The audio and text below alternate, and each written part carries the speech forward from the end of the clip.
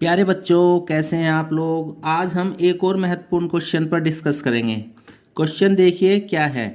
जांच कीजिए कि क्या किसी प्राकृतिक संख्या यानी नेचुरल नंबर n के लिए संख्या 6 की पावर n अंक शून्य पर समाप्त हो सकती है।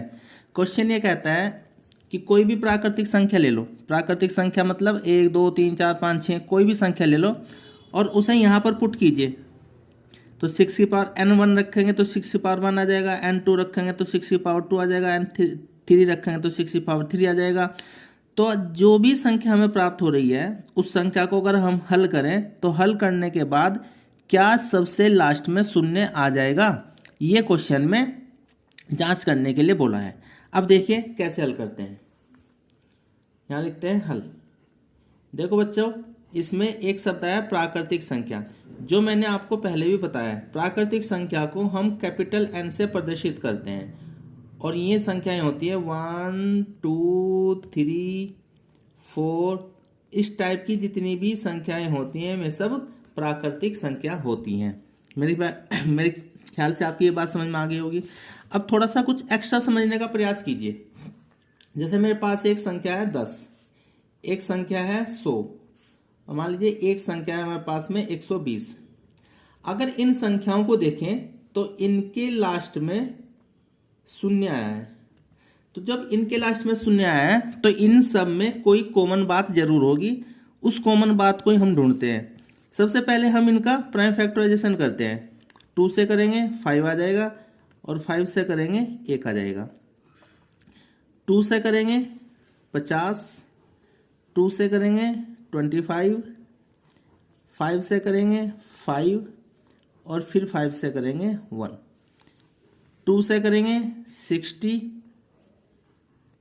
2 से करेंगे 30, फिर 2 से करेंगे 15, फिर 3 से करेंगे 5 और फिर 5 से करेंगे 1। अब देखिए 10 को मैं लिखता हूँ 2 गुना 5, 100 को मैं लिखता हूँ 2 गुना 2 गुना 5 गुना 5, फिर 120 को मैं लिखता हूँ 2 गुना 2 गुना 2 गुना 3 गुना 5। अब जरा इसे ऑब्जर्व करने की कोशिश कीजिए। इसमें भी 2 और 5 आया है, इसमें भी 2 और 5 आया है और इसमें भी 2 और 5 आया है। तो अगर हमें सबसे अंत का अंक किसी भी संख्या में 0 चाहिए तो उस संख्या के प्राइम फैक्टराइजेशन में 2 और 5 जरूर आना चाहिए।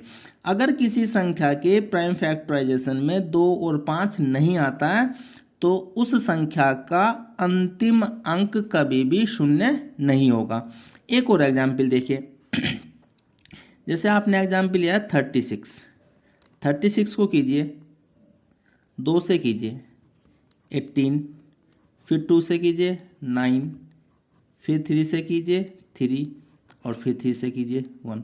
तो 36 को क्या लिख सकता हूँ मैं? 2 × 2 × 3 × 3। देखो बच्चों, इसमें 2 तो आया है लेकिन 5 नहीं आया है।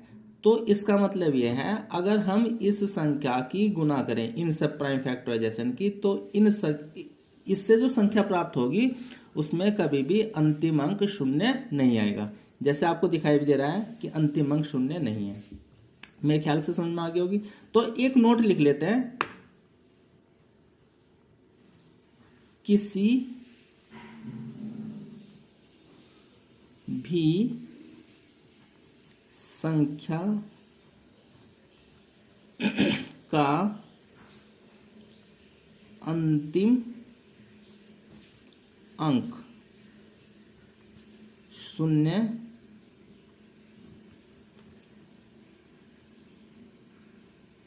तभी आएगा जब उस संख्या का या संख्या के अभाज्य गुणनखंड में कम से कम 1, 2 व 5 अवश्य आएगा। अगर किसी भी संख्या के प्राइम फैक्टराइजेशन में कम से कम 1, 2 और कम से कम 1, 5 आता है तो उस संख्या का अंतिम अंक निश्चित रूप से 0 होगा। और अगर 2, 5, 2 आ जाए तो 2 0 होंगे, 3, 5, 3, 2 आ जाए तो अंतिम 3 अंक 0 होंगे। जैसे एक एग्जाम्पल समझिए, अगर 2 गुना 2 गुना 2 गुना 5 गुना 5 गुना 5 गुना 5, अगर हम इन प्राइम फैक्टराइजेशन की गुना करते हैं तो देखो 1, 2, 1, 5, 1, 2, 1, 5, 1, 2, 1, 5, ये 5 बच गया। तो 3 तो आए 2 और 4 आए 5, लेकिन हमें पेयर लेना है, 2 भी लेना है और 5 भी लेना है, तो ये वाला 5 हमारा बच जाएगा। ठीक है ना। तो जब हम इस संख्या की गुना करेंगे यानी इन प्राइम फैक्टराइजेशन की गुना करेंगे तो संख्या कुछ भी आए अंतिम 3 अंक 0 जरूर आएंगे। यहाँ कुछ भी आ सकता है प्यारे बच्चों, लेकिन अंतिम 3 अंक 0 जरूर आएंगे, क्योंकि हमारे पास में देखो 3 पेयर हैं। किस किस के? 2 के और 5 के। ये 5 एक्स्ट्रा है। ठीक है ना। मेरे ख्याल से बात समझ में आ गई होगी।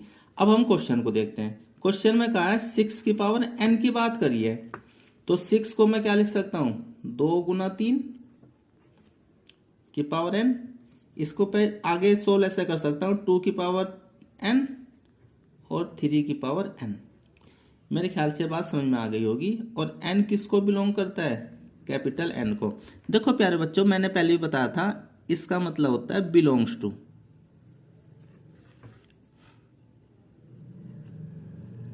और हिंदी में अगर कहें तो उपस्थित है। इसका मतलब है कि जो स्मॉल n है वो कैपिटल N में उपस्थित है। जो भी संख्या आप स्मॉल n की लोगे वो केवल और केवल कैपिटल N से ही आपको लेनी पड़ेगी। अब आप देखिए 6 का जो प्राइम फैक्टराइजेशन हुआ उसमें क्या आया? 2 आया और उसमें क्या आया? 3 आया। इसमें 5 नहीं आया है। तो 6 के अभाज्य गुणनखंड 2 व 3 है। इसमें 2 तो है पर 5 नहीं है। इस कारण